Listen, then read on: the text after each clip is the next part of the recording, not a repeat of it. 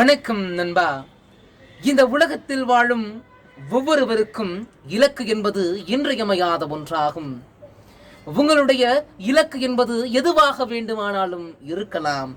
அதை பற்றி கவலை கொள்ளாதீர்கள். உங்களுடைய இலக்கை நோக்கி முன்னோக்கி செல்லுங்கள்.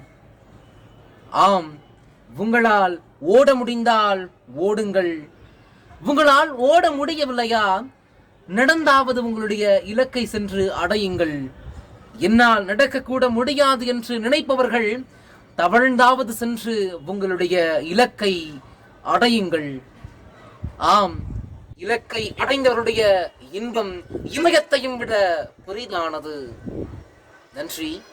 வாழ்க தமிழ்.